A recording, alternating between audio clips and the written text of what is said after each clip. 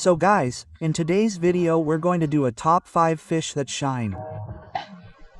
And this video was suggested by subscriber Victor Tufani. So Victor, thank you very much for your suggestion, and let's start with the number 1 fish, which is the tetraneon, right? We couldn't leave out this beautiful fish, which is one of the best known fish in the aquarium hobby, which shines like crazy, by the way, right? It's one of the ones that shines the most on our list. And it's obviously on our number 1 list. An excellent fish for small aquariums, even large aquariums, right? If you want to put a school of fish, a really big school of fish, this is a great option. It's not an expensive fish, it's a very affordable fish and a gateway for many aquarists, right? People really like it, even for planted aquariums. It looks beautiful. And the more decorations you add, like a nice substrate, a log, plants, a neutral background, right? For example, a white background, a black background, will further enhance the coloration of these neons. So, they will have even more vibrant colors, combined with a good diet, right, which stimulates this coloration of these fish. And the tetraneon lives in a pH range of 4.5 to 7.0, and the temperature goes from 24 to 30. And recommended aquariums can be from 40L for a school of about 10 specimens. Of course, if you want to add more neons to form that beautiful school, then you will increase the volume, right, to be able to provide a very comfortable space for them. Okay? Number 2, green neon rasbora. Another fish that is also super bright. From the photo you can already deduce that they are extremely bright fish, very beautiful. Despite being very small, they attract a lot of attention in an aquarium, huh? This is a fish that can reach 1.5 centimeters, so you can get an idea of how small they are. But they are very striking in terms of brightness, right, and coloration, as they have that very strong green. And this is a small fish that lives in a pH range of 6.00 to 7.0, and the temperature goes from 22 to 28.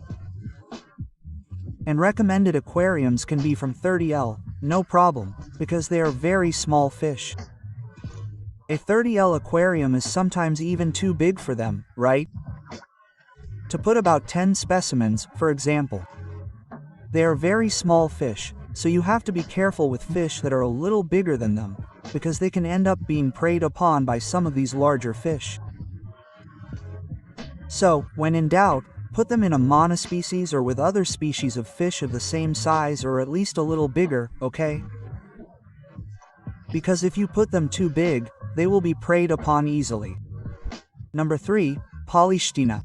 Obviously, the Polychaetina is also on our list as a great fish that shines, right? Especially when they are very well adapted to environments that are good for them, such as a good substrate, logs, plants, a good background, right, behind the aquarium. All of this will further enhance their coloring and a good diet, of course, right? To make that fish shine even more alive. So, for those who like it, it is a super active little fish. Many beginner aquarists start with the Polychaetina, which is really cool, right? It is a very resistant fish, and I personally recommend long aquariums, okay? Despite being small, they are very hyperactive fish. So, for you to have a 10 species Cardomino, for example, I recommend aquariums that are 60 to 80 centimeters, preferably 80 centimeters long, because they swim all the time, they are very fast, okay? So, if you put them in very small aquariums, you will stress an animal and they will probably want to hit some other fish in there. Despite being small, they are a little annoying in this regard, okay? They live in a pH range of 6.0 to 8.0, and the temperature goes from 18 to 28. Number 4, Beta smaragdina.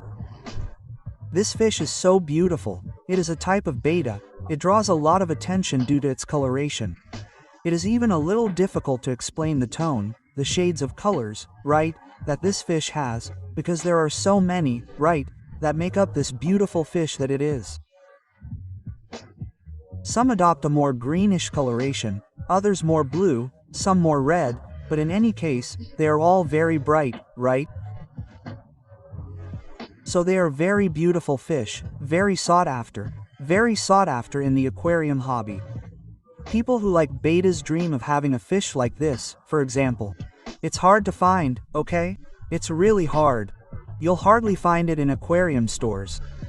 You'll find it more often from betta breeders. So, if you want a fish like this, look for a breeder, okay? Because looking for one in a store will be more tiring, because it's very difficult, but it's possible, okay? If you find one in an aquarium store or have already found one, leave a comment and also tell us how much a betta like this one costs, because here in my region, I once saw a Smardina. It was in the range of $90 to $120. It's a more expensive fish than other bettas, right? Also, due to its rarity, it's not very easy to access. And they live in a pH range of 6.0 to 8.00 and the temperature goes from 24 to 28. People usually keep this betta at pHs that are the same as the conventional bettas that we find in aquarium stores, right? But it has a much wider range, but if in doubt, you can put it at the same pH as a regular betta, okay? Here's the famous Betta splendens that goes from 68 to 72, which I think looks good because it's right in the middle, right? You can't go wrong. Number 5, the Jewel Cichlid.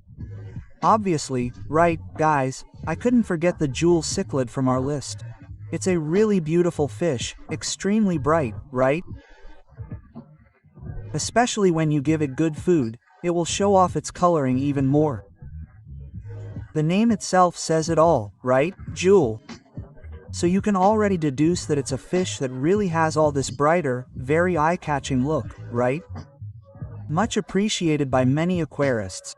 It's an African cichlid that's easy to access, believe it or not, okay? It's a very cheap fish. Here in Rio de Janeiro, it usually costs between $5 and $10. It doesn't go much higher than that. It's very rare to find a taro that costs more than that. So, it ends up being affordable for many aquarists. It's a very hardy fish, and it tolerates a wide range of pH. Of course, it shouldn't fluctuate, right guys? But it lives between 6.0 and 8.0.